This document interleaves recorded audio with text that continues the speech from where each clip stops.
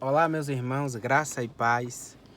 Eu vou deixar aqui para a nossa meditação o livro de Jó, o capítulo 1, versículo 4 e versículo 5. Ele vai nos tratar de que os filhos de Jó eles se reuniam um na casa do outro a cada dia para que pudessem fazer banquetes e convidavam as suas 3 irmãs. E logo depois desses banquetes, a Bíblia vai nos dizer, no capítulo 1, versículo 5, que Jó, pela madrugada, ele iria oferecer sacrifício. Ele oferecia continuamente sacrifício por conta que, se porventura os seus filhos tivessem cometido algum erro, tivesse pecado contra o próprio Deus, ele oferecia sacrifício para a purificação dos seus filhos. E o que eu quero deixar aqui para a nossa meditação, de acordo com esse texto, é que Jó, ele vivia na antiga aliança, uma época a qual o Jesus não tinha vindo ainda seu próprio sacrifício, morrer na cruz do Calvário e ressuscitar, para que nós pudéssemos ter o livre acesso para com Deus. Perceba que na época de Jó, ainda não era também a época dos sacerdotes que ofereciam sacrifícios, que você teria que ir com o seu carneiro até o sacerdote para que ele viesse ali receber o perdão dos pecados, entre aspas, até porque era como se fosse coberto os pecados, porque eles deveriam ir todo ano fazer aquele sacrifício anual. Então perceba que Jó, como o líder da sua casa, ele se preocupava com os seus filhos para que não viesse ofender ao próprio Deus, para que não viesse pecar. Então, continuamente, ele vinha pela madrugada fazer sacrifícios em prol da vida dos seus filhos. E hoje em dia, nós devemos também orar e interceder pelos nossos familiares, pelos nossos conhecidos, amigos, vizinhos. Nós devemos sim interceder, mas nós precisamos entender que vivenciamos na nova aliança, onde Jesus, já foi o próprio sacrifício vivo, onde nos deu livre acesso para que nós possamos chegar até ele, para que nós possamos orar. O Espírito Santo, ele intercede por nós, ele é o mediador para com Deus. Então, naquela época, Jó não tinha o Espírito Santo ali, não tinha aquela liberdade de orar e o Senhor trazer já a resposta como nós temos hoje. Nós temos o livre acesso para com Deus.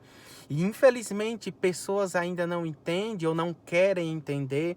Pessoas vivem, vamos se dizer, até mendigando por oração. Pessoas não têm uma prática de oração e vivem pedindo oração a A, pedindo oração a B. Não é errado pedir oração. Nós podemos pedir ajuda em oração, em uma causa, sendo que nós devemos também estar orando.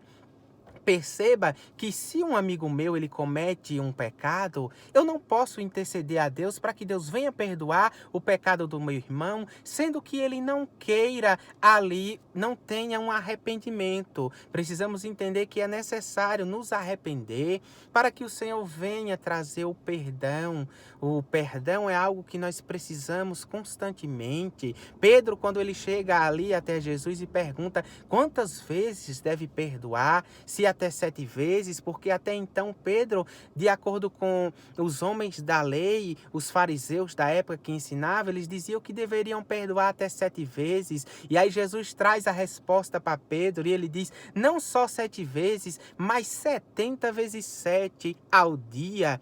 Então perceba que o Senhor, ele morreu pelos nossos pecados, ele já nos perdoou, nós é quem devemos nos arrepender, entregar a nossa vida a Cristo para que ele venha agir, para que o Espírito Santo venha reinar sobre nós. Então, nós precisamos a cada dia entender o propósito de Deus na nossa vida e entender que nós temos o livre acesso para com Deus, que nós devemos orar e o Senhor vai trazer respostas sim. Não precisamos estar mendigando oração, precisamos ir diretamente ao Pai, pedir perdão pelas nossas falhas e Ele é fiel para nos perdoar e nos dar a nossa vitória. Então eu deixo aqui essa palavra. Não é necessário nós estarmos pedindo oração a A, pedindo oração a B, sem que nós não queremos ter um relacionamento com Deus.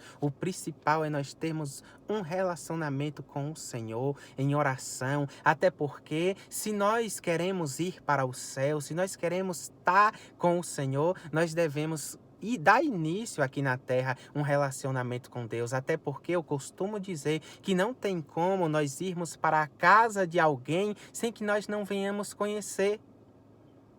Você não vai para a casa de um desconhecido. Você vai para casa se hospedar na casa de alguém que é conhecido seu. Assim também eu trago como exemplo a nossa ida, o nosso encontro com Deus. Ele virá buscar a sua igreja, vai ter o arrebatamento e ele vai vir buscar quem ele conhece e vai para o céu fazer morada quem tem conhecimento de Deus. Então que nós possamos buscar conhecimento, que nós possamos ter um relacionamento com o Senhor. Nós temos livre acesso para com Deus. Você pode orar aí onde você estiver e pedir, se você ainda não confessou a Jesus Cristo como um único e suficiente Salvador da sua vida, ore aí você mesmo, confesse, peça perdão pelos seus pecados e entrega a tua vida nesse ano que está iniciando, para que Ele venha ter o controle da tua vida e que você venha ter um relacionamento com o Senhor, porque logo em breve Ele virá nos buscar para que nós possamos morar com Ele eternamente, em nome de Jesus. Que o Senhor continue abençoando a tua vida, em nome de Jesus.